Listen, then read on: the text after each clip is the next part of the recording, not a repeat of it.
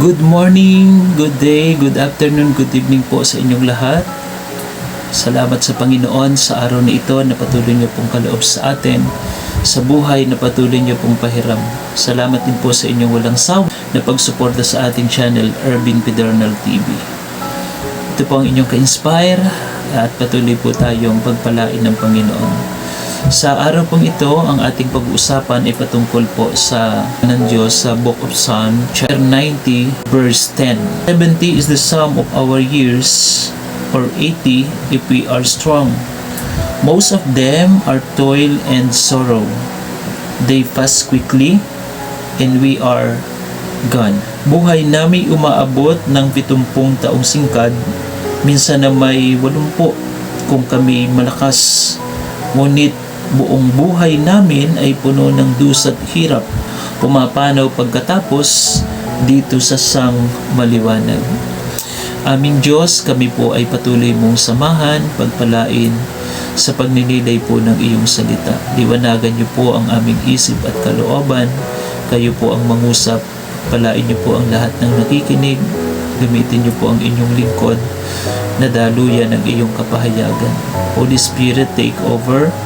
Mama Mary, pray for us. All angels, saints in heaven, pray for us. Thank you, Lord. All glory and praises belongs to you. In Jesus' name, Amen. Life is short. Maiksi ang buhay. Our life is 70, 80 if we are strong. Kahit abutin tayo ng 80, ay maiksi pa rin yan to compare sa eternity.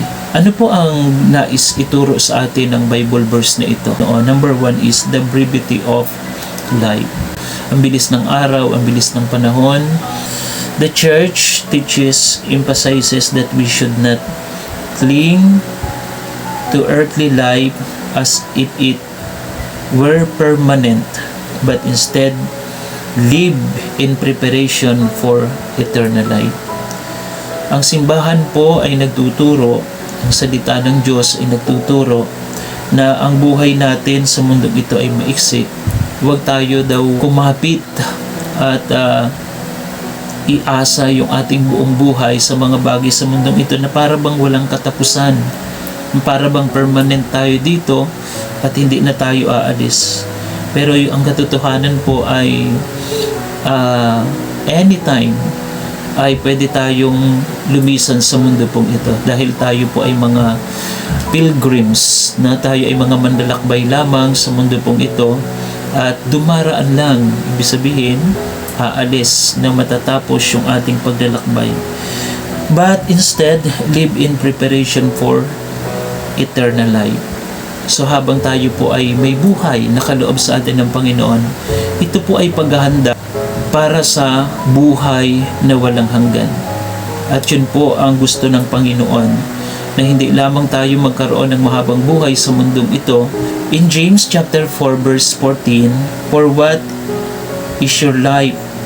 You are a mist that appears for a little while and then vanishes. Ang buhay daw po natin ay parang hamog, parang usok, saglit na lumilitaw at pagdakay nawawala. Kaya minsan may mga usapan tayo, kahapon kausap ko lang yun, malakas, walang sakit, pero bigla pong nawawala. So ganun po kaiksi yung buhay po natin, at walang kasiguruhan yung buhay po natin sa mundong ito kung gaano nga po kahaba. Only God knows. At minsan nga po sa sobra pa nating kapabayaan, even though na binigyan tayo ng Panginoon ng length to live, no? Binigyan tayo ng Panginoon kung ilan tayo, yung taon tayo dapat mabuhay, 70, 80, pero yung iba hindi nga po inaabot dahil minsan sa kapabayaan, yung mga maling desisyon, magdadrive ka ng lasing, na aksidente, patay. So hindi po yun kalooban ng Panginoon maybe, pero dahil po sa ating mga maling desisyon, mga maling action, yung maiksing buhay ay lalo pa pong umiiksi. Second thing is suffering as part of life. Ang mga hirap ay bahagi ng ating buhay. Toil and sorrow reminding us of the effects of original sin. Human life is marked by struggles, labor, sickness, and trials.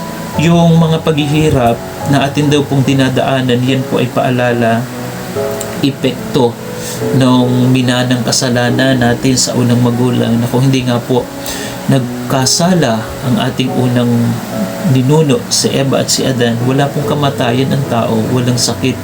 No, dahil we are protected. No, ating unang magulang si Eva at si Adan ay nasa Garden of Eden. Bagamat sila'y hubad, pero hindi po nila nararamdaman yun, because the holiness, the presence of God at yung kabanalan po ay nasa kanila. So mula po nung nagkasala, doon pumasok yung sakit, karamdaman, kahirapan, takot, pangamba. Lahat ng nararanasan natin ngayon na hindi mabuti, yan po ay epekto ng ating minanang kasalanan. Yet, in Christ, suffering has meaning, or it can purify us and unite us to His cross. Salamat sa Panginoon dahil yung ating mga sakripisyo po ngayon, ay meron ng kabuluhan kung ito po ay ating iaalay sa Panginoon.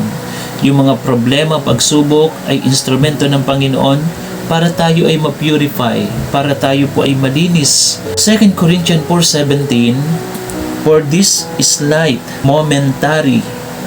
Affection is preparing us for an eternal weight of glory beyond all measures. Ang bahagya at panandaliang kapighatiang dinaranas namin ngayon ay magbubunga ng kagalakang walang hanggan at walang katulad.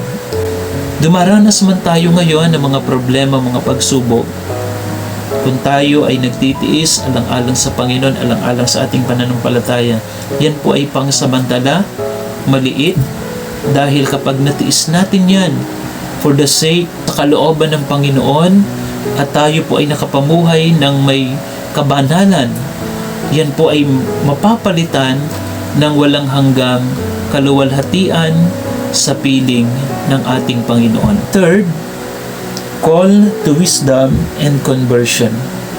Ang Book of Psalm ay panawagan po sa atin na tayo ay mamuhay ng may karunungan at pagbabagong buhay. Psalm chapter 90 verse 12, teach us to number our days aright, that we may gain wisdom of heart. Dahil itong buhay namin maikli lang na panahon, itanim sa isip namin upang kami ay dumuno. Yung kaiksian po ng buhay natin ay panawagan na tayo ay magkaroon ng mga tamang pagpapasya, tamang pagdidesisyon, na tayo ay magkaroon ng pagbabagong loob, pagbabagong buhay, pagbabalik loob sa Diyos upang yung maiksing buhay natin na puno ng hirap at dusa ay mapalitan ng kaligayahang walang hanggan sa piling ng Panginoon.